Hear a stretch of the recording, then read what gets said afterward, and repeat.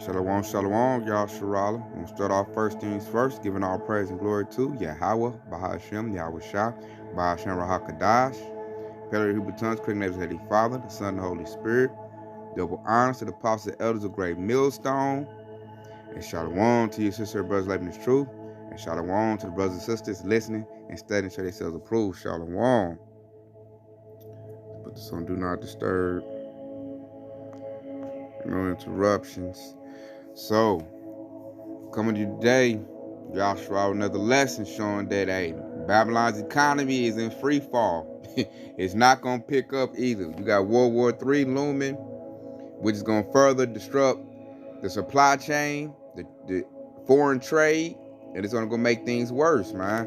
And this is all planned out by Yahweh Shah and make it the wicked, collapse their old economy.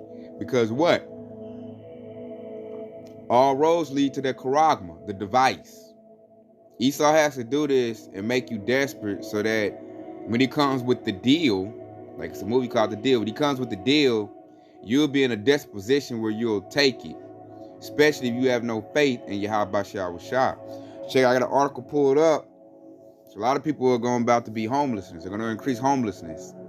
And I see what Esau's doing. I see his move. He's going to make people homeless because they're still building all these new houses, all this new, construction, but people can't afford to stay there because the economy is failing. So what they're gonna do is, if you take the charagma or the device, then they be like, okay, you can stay here, but you gotta be, tagged if you want to stay in this, luxury house, and that's how they're gonna do it. That's how Esau gonna do it. He gonna say it comes with food, I got shelter, and I got clean water. So Esau is going to make it to where the common resources you need, what's the word I'm looking for? The bare necessities, that's the word I'm looking for. The bare necessities of life you need to sustain yourself.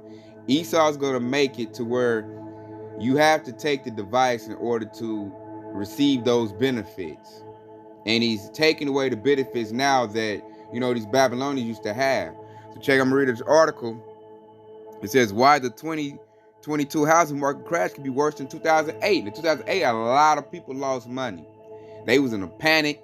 And how did they fix that? Government spending was more of a trap, more of a snare. And this time, they're going to go ahead and rug pull the people and be like, man, this time for me to bail you. I ain't going to bail you out with no money. I'm about to bail you out with a device. So check it, that says, let's read that part. It says, a host of new data offers further evidence of a housing market crash. Some figures show the real estate market may be in even worse shape than the 2008 predecessor. The experts are split on the matter, with some arguing that housing remains solid, while others believe the market may be in a bubble. And the market is definitely in a bubble. It's not going to remain solid. It's only going to go down, especially as people lose their jobs, with the money being wiped out. They're taking away jobs every day. And then you got World War III being it in. You got these natural disasters being it in. Man, we're in the beginning of woes. Everything is about to go downhill. And check it out, it says, evidence is mounting that the U.S. housing market may be deteriorating faster than it did in 2008 recession. This has sparked speculation that home prices may be in for a more brutal pullback than many economists projected. With 30-year fixed mortgage rates trending over 6% for the first time since 2008, demand for homes is down substantially from last year's peak. Data from the National Association of Realtors shows July home sales fell nearly 20% year over year. Furthermore, rent prices are up almost 30% from last year. See, rent going up. Primarily attributed to single-family rentals. This reflects the fact that many will-be home-buying families are opting to rent instead of committing to a down payment on a house. It's not just demand, however. In July, the U.S. recorded a 10.4 month supply of new houses, the highest level since 2009. Housing starts over the past few years have also substantially outpaced household formation. That is to say, more homes are being built than there are households to buy them. So that right there is the point I wanted to pull out right there. They're building more homes than people are able to afford to get in them. So the market is outpacing the demand right there. And they're going to make that catch up by doing what? They're going to crash the dollar, get rid of this current monetary system, and they're going to introduce a CBDC, a digital currency. And a good perk or incentive they're going to do with that, like if you take this device, then you get to stay in this type of home. And the people, they don't have no idea what the device or the Krogma really is. They're going to take the deal. They probably going to stay in homes nicer than the ones they stand in now. They're like, all I got to do is get tagged, bring it on. They're going to do it. And this is a code. This ain't nothing but a snare and a trap. This whole economic crash is so Esau can snare you into taking his device. That's what this thing is all about. Yahweh is creating a perfect storm to see who's his and who's not. And the ones that are his, we already know what we're looking at. We already know what's coming. We know, the whole scenario is setting us up so this devil can try to tag us up. We know that. A lot of our people, they're not aware of that. Or they heard of it, but didn't take it seriously. Or they're like, man, they won't do that. And they don't care. They're just carnal. So when the situation happens, they're going to be so scared. I got to take care of my family. I got to live. I got to eat. I got water. And they're going to take that device. That's what this all about. And this is their setup to do it. So check it out. Let's go to the scriptures real quick. Because there's a lot of scenarios creating that atmosphere, which a lot of people are going to fall for that. Because they're not full of this oil, which goes into faith. And they don't know what's coming. They don't see Esau's snare being laid. So check it out. This is Matthew 24:7. For nation shall rise against nation, and kingdom against kingdom. And there shall be famines and pestilences and earthquakes in diverse places. All these are the beginning of sorrows. And we're going to the beginning of sorrows. Because what's about to happen to really set that off? The famine. Esau's already, inflation is driving food up. All the food distribution places getting burnt up. Esau is getting rid of the food supply. And he's going to ration out the remaining food supply to those that take the device. That's what he's about to do. That's why the natural everything is happening to help Esau implement his beast system. So that way, Yahweh can use that to test who's his and who's not. And we're going into that, man. That's real close. You can see it clear as day. And it said rumors. It said what it say? Hear of wars. And rumors of wars. And we in war. We're hearing rumors of war. We're seeing, man, they just blew up the Nord 2 gas pipe stream. So that's going to lead to war. War is going to lead to famine. And famine, when all hell is going loose, Esau going to still be unleashing pestilences. That's going to be prevalent. And then that's just going to lead to, earthquakes. The people going to be in an uproar. Especially when they ain't got no housing. They ain't got no food. They ain't got no clean water. You're going to see more uproars, more people rebelling against their government. Because they know Esau didn't have to do it like that. Esau got more than what he can bear. The elites, the elite bankers. And the people it's going to be a lot of pushback, man. But they gonna come in with their solution. I got it. Take this device and all your problems will go away. Just like that. Look at this home right there. Ain't it big and nice? Don't you want to live in that home? Don't you want to provide food for your family? Just take the device. That's how they gonna do it, Yasharala. So check it out. Let's go to another article I got. You see, I ain't talking about that. I feel like this ain't getting to talk about or the mainstream, publication this should be getting. Check it out. It says stock market losses wipe out $9 trillion from American wealth. You heard that? 9 trillion, Yasharala, not billion, 9 trillion. Which if you looking at that with eyes, man, the stock market's done. It's over with. They just took a grenade and bombed the whole middle class. No more insider trading. No more putting your money in the stock market. It's over with. We just bombed it. That sucker lost $9 trillion. It's over with for stock trading. It says, falling stock markets have wiped out more than $9 trillion of wealth from U.S. households. See, that's going to lead to homelessness, putting more pressure on family balance sheets and spending. A lot of dudes, that's their job. A lot of dudes, especially those middle class, those insider stock trading, Wall Street dudes, they lived off the stock market. It's wiped out. pretty much can say it crashed. They just ain't trying to say that yet, to keep it afloat a little bit and don't create panic, but it's crashed. So check it out. America's holdings of corporate equities and mutual funds shares fell to 33 trillion at the end of the second quarter, down from 42 trillion at the start of the year, according to data from the Federal Reserve. That's who's crashing it. With major market indexes falling even further since early July, and the bond market adding further losses. Market experts say current wealth losses from the financial markets could total 9.5 trillion to 10 trillion. Economists say the drops could soon start rippling through the economy, adding pressure to America's balance sheets and possibly hurting spending, borrowing, and investing. That goes into buying and selling. Getting rid of your buying and selling power. Mark Sandy, chief economist of Moody's Analytics, said the losses could reduce real GDP growth by nearly 0.2 percentage points over the coming year. Look at it looking real worse. It's over with. The loss of stock wealth suffered to date, if sustained, will be a small but meaningful headwind to consumer spending and economic growth in coming months. The wealthy are bearing the largest losses. Yeah, right. Since they own an outsourced share of stocks, the top 10% of Americans have lost over $8 trillion in stock market wealth this year, which marks a 22% decline in their stock wealth, according to the Federal Reserve. The top 1% has lost over $5 trillion in stock market wealth. The bottom 50% have lost about $70 billion in stock wealth, which, no, they didn't. They do little buyouts. Who lost that, really? When you look at this with spiritual eyes, you know who really lost on this, Yasharala? The middle class. Basically, the middle class is done with. The wealth, the top 1%, they do tax breaks, tax loopholes. Plus, they already done cut their losses, man. They already got everything. So they really ain't lost nothing. Who's really lost and gonna feel it is the middle class. Like I was talking about, them little Wall Street guys, them guys that's like trading, making 6 figures or 7 figures, yearly, that's gone now. No more stock market. Now they might have to go work for like Walmart or Amazon or something. Like them dudes been wiped out. And so if you take away those type of people making that type of money that probably had businesses, small businesses, things of that nature, that's only gonna lead to, more hurt, because they might have to close doors. And then the people that they was employing, now they gotta, look for another job. So everything gonna have a tumble down effect.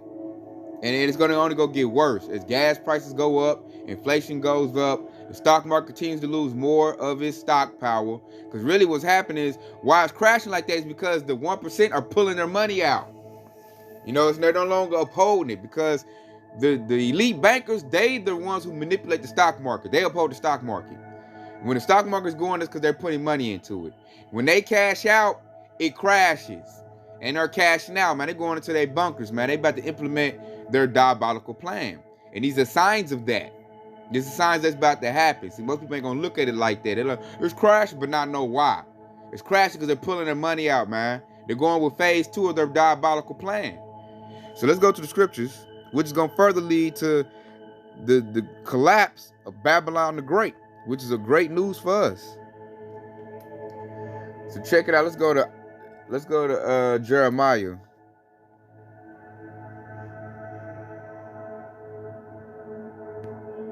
Because Babylon's economy is about to crash, and they want it to crash because, like I said earlier, they're going to implement the MOTBB system right after the crash in order to give people some type of relief. That's how they're going to do it. It's a setup, man. Order out of chaos. They're going to create the chaos by taking away the money, taking away the food, things that people find comfort in, their security. The elite bankers of Edomites are going to take away the American people's security.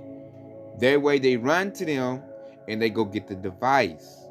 And they can't do that if the economy is up and running strong, or Babylon is running strong, America. They can't do that. They got to take away those rights, freedoms, all those things in order to put you in a situation where you feel like you got to take the deal. You got to take the charagma. You got to take the device. So check it out. This is Jeremiah. Like I said, unlike that article, we know Babylon the Great ain't coming back from this. This is it. Esau done threw all his cards, his chips all on the table on his beast system. He's all in on that plan. So this is Jeremiah 51:9. We would have healed Babylon, but she is not healed. Forsake her, and let us go, everyone into his own country, for a judgment reacheth unto heaven, and is lifted up even to the skies. So like the scripture said, forsake her. The hopeful elect, we not worried about American living, American dreaming. We're not trying to make it in Babylon the Great 10 more years. We want her to be destroyed. You know, we want the same thing Yahushua want. And see, like the scripture said, it said, we would have healed Babylon, but she is not healed. Now, how could Babylon been healed? By doing what? By instituting the laws and commandments of the Bible. By letting the people that's supposed to rule the world. Letting Yasharala rule. But, man, these devils ain't about to let that happen. Therefore, what? Babylon's not healed, because the only person who can heal Babylon is Yasharala. We have the birthright. We are the people that do beneficial things. We are the healers. And we the ones that have the wisdom. Esau doesn't have that. So Babylon the Great was marked for destruction from its being erected. And why? Like the scripture said, it says because her judgment has reached up to the heavens. All this iniquity, all this wickedness that Esau Edom done did has now reached up to Yahweh Bashem Yahushua. Now it's time for judgment. All the bloodshed you done shed of Yasharala, all the abominations you done instituted, alphabet agenda, bestiality, pedophilia, all of that you instituted, you know, you got to pay for that. All the crimes Esau done did is payback time. The judgment is reached up, man. That's why Babylon the Great's been destroyed. Because now he's done with this place. He let it be erected only for us to cry out to him. That's why Babylon the Great was erected, man. It was basically made as a prison for Yasharala. And now we're at the end of our prison sentence. You know, we realize what we done did wrong. And we done got our act together. We've been praying, you know, doing the works, calling the name of Yahweh Yahushua. Like, we tired of this devil, man. We not in the spirit of a 2/3. We all like, we want to rule. We need to rule. That way the world can heal itself. Forget Babylon. Like the scripture said, we are forsaking Babylon. We hate that whore. We like, man, we hope that whore get burned. We ready for it to go. And we ready to be put in our righteous land, Israel. That way we can rebuild and heal the world and do what we're supposed to do. Which is do what? Keep the law, statutes, and commandments of Yahweh Yahushua. We ready. We ready for that. So as Babylon the Great economy is being destroyed, it's constantly being destroyed, it's uplifting our spirit, and we like, yes, man, that's our power. He said he would destroy Babylon the Great, and he's doing it. So therefore, hey, we gotta lock into our faith, man. Our power at work. So we gotta put in work. You know, we gotta believe, we gotta pray, and we gotta, you know, Lord willing, we don't fall down with Babylon the Great and be destroyed. You know, that's what we looking at. We looking to forsake her. We like, man, get up off me, Babylon. All these Babylonian customs. We not looking to keep that. We're forsaking this whore. We're forsaking her, and we're getting ready to put on, you know, righteousness. We getting ready to put on for Yahshua Allah, for Yahweh Ba'ashem Yahweh Shah, is what we about to do. And see, the 2/3 are not. They're going to be destroyed with Babylon the Great because they love this place. And I see it every day I go to the plantation. You just see Jake blind as I don't know what, playing, and about to be destroyed. You know, and you even got them like, voting for Donald Trump, we gotta make America great again. I done heard Israelites say that. Like, you dang fool. You need to go with it too. And see, what's gonna mark their loyalty to Babylon the Great is when they take their Quran, when they device. And they're gonna do it. A lot of them are gonna do it in record numbers. And you know it, Yashra. You see it. You see it. You know they're gonna do it. Especially they done drunk some orange juice. Yeah, they prepped and ready for it. Say Esau done prepped them to take, you know, his thing to make them bow down, to be his forever. They prepped for it, man. Because their mindset is all messed up. So check it out. This Isaiah 30:1. Woe to the rebellious children, saith the Lord. They take counsel, but not of me. And they cover with a covering, but not of my spirit. And that they may add sin to sin, which goes in iniquity. And I'm going to hit too. They walk to go down to Egypt and have not asked at my mouth to strengthen themselves in the strength of Pharaoh and to trust in the shadow of Egypt. Now, what's going to happen? You trust in Pharaoh, man. Because who's the modern day Pharaoh? Esau, Edom, man. That's why he called this place the shadow of Egypt. Because it is. It's built just like Egypt, man. Our people built this place up, served in bondage. If you don't think so, look at the back of your $1 bill. Are you going to see Egyptian symbols? So the Bible is spot on. Yes, this is the shadow of Egypt. And the new pharaohs is like your Donald Trumps, Joe Buttheads, you know, your modern day presidents and mayors, all that. You gonna go to them, man. And that's why people go to. I gotta vote. I'm voting for Joe Butthead. He gonna fix it. And look what job he done did. They don't even know, like, these dudes ain't nothing but puppets, man. You don't see your real leaders, man. Your real leaders are those elite bankers. You know, the 1948ers, they run the country. You don't see them. They work behind in the shadows. Like that scripture says, shadow of Egypt, they work in the shadows. And they looking to they plan is to put a device in your body to tag you like cattle. That's what they plan on doing. They don't want to see you thrive and make it good. They want to see you suffer. Esau like seeing suffering. That's why they did lynchings. They like to hang Yahshua from trees and watch him glass for his breath and squawk around like a fish, man. Esau get a kick out of that. They had picnics.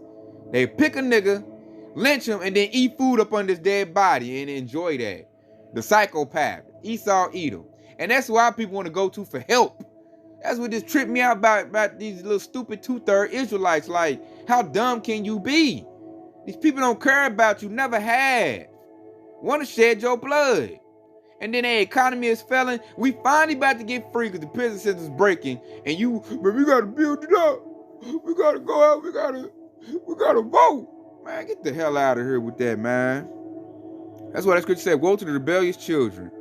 Take counsel, but not of me, man. We taking counsel of Yahweh Shah. And we love the work he's doing. We love Babylon the Great being destroyed. And it's going down. We loving that.